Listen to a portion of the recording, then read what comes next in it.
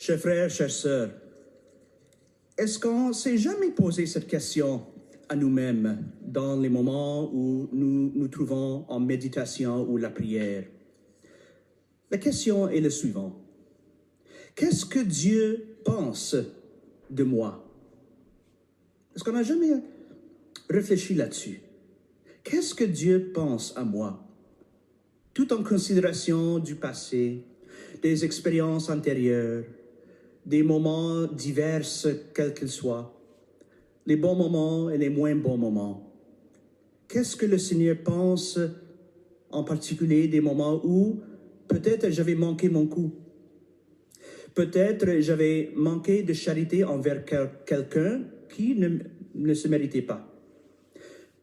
Ça se peut que j'aurais dû blesser quelqu'un même avec mes mots, avec mes manques de charité, avec mes propres décisions, sans les prendre en considération. Peut-être moi-même, je me suis trouvé dans le passé d'être blessé par quelqu'un qui a manqué de charité envers moi.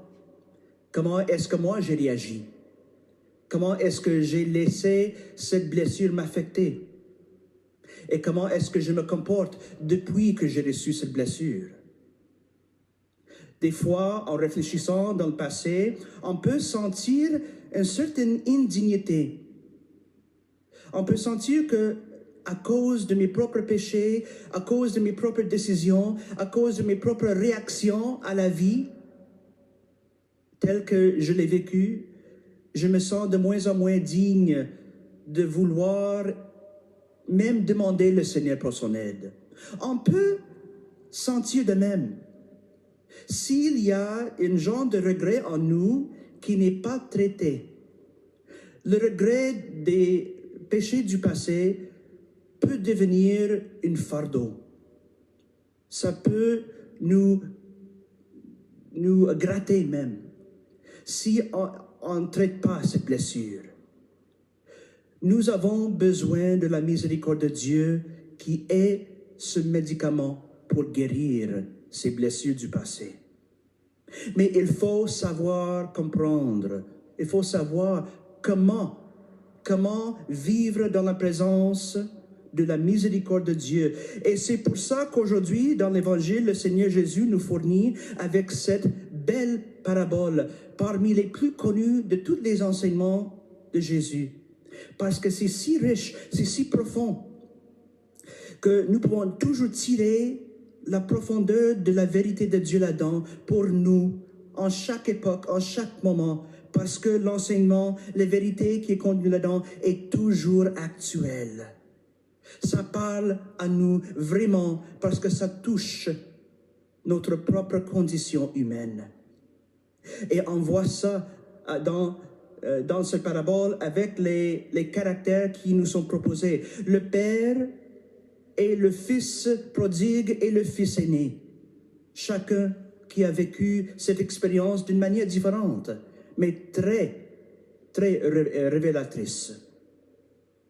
Quant aux pharisiens et aux scribes, on voit au début de cet évangile la façon qu'ils se comportent. Ils se comportent avec, on pourrait dire, un air de critique, un air d'arrogance, un air de supériorité, parce que ils se fient plutôt à l'obéissance à la loi de Moïse. Mais pas juste une simple obéissance à la loi, mais une obéissance très à la lettre, on peut dire. C'est très à la lettre jusqu'au point que l'esprit de la loi devient oublié. Et c'est là-dedans, mes frères et sœurs, qu'on trouve l'erreur chez les scribes et les pharisiens. Parce que dès qu'ils se mettent toute leur foi dans l'observance de la loi, ils sont en train de nier la grâce qui est indiquée par ces lois. Et le Seigneur Jésus nous révèle que nous avons besoin de vivre par sa grâce, par son amour, l'esprit de la loi. La loi n'est pas mauvaise, mais ça devient inutile pour nos âmes si on met toute notre foi dans la lettre de la loi, en remplaçant Dieu lui-même avec les prescriptions de la loi. Et c'est pour ça que Jésus critique les pharisiens et les scribes.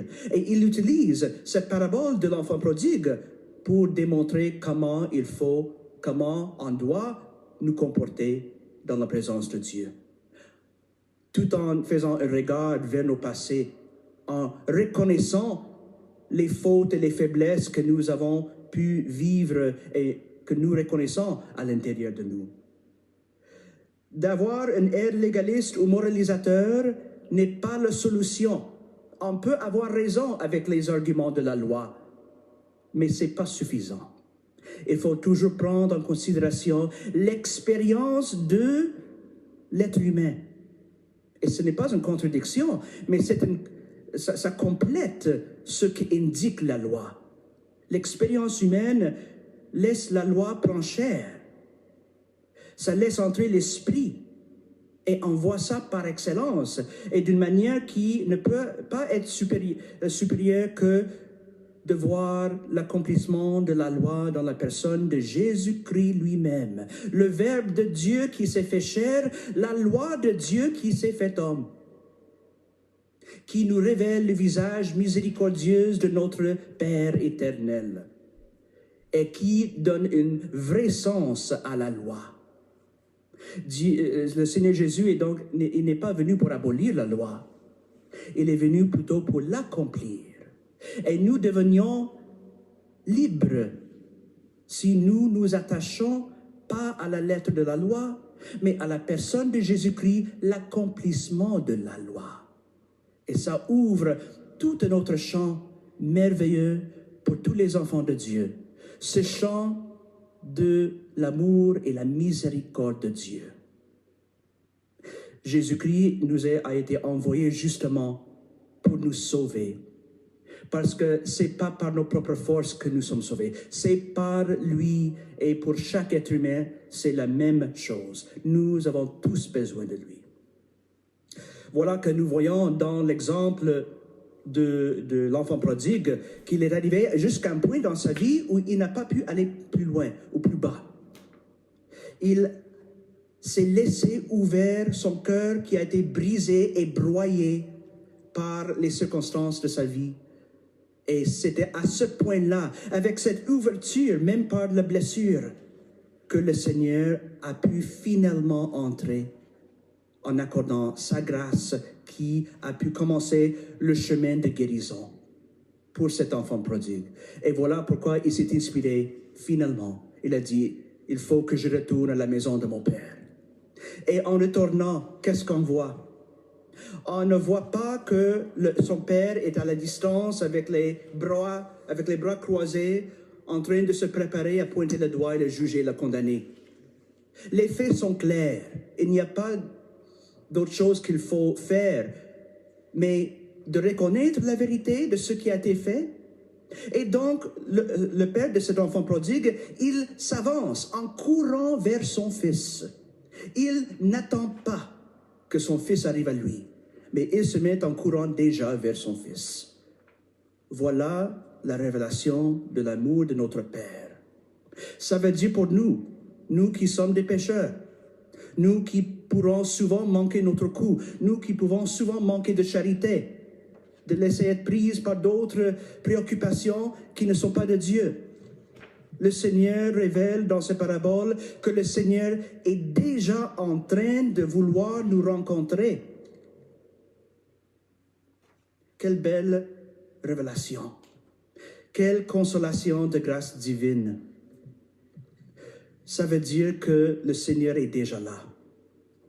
Et que de notre part, nous avons tout simplement besoin de suivre cet épisode de la prise de conscience qu'a vécu l'enfant prodigue, en laissant notre propre cœur s'ouvrir, brisé et broyé par le péché, pour que nous aussi, nous pouvons enfin aller à la rencontre du Seigneur, notre Père, pour que nous puissions vivre la guérison de sa belle miséricorde, qui est pour nous la vie nouvelle. Cette vie nouvelle qui trouve sa source dans la mort et la résurrection de Jésus-Christ lui-même. Voilà la gloire de son amour, la gloire de l'amour divin de Dieu. Et en entrant nous sommes nous aussi embrassés par notre Père et nous reconnaissons finalement la valeur que nous avons, qui ne vient pas de notre propre prouesse, qui ne vient pas de notre propre talent, mais qui vient de combien le Seigneur nous a aimés. C'est ça le fondement de notre valeur. Et dès qu'on arrive à réaliser ça de nouveau, le mieux que nous allons être. Et nous allons regarder notre vie, toute la vie entière, tout le monde entier, d'une façon complètement différente. Sous le regard de notre Dieu, à la lumière de Jésus-Christ.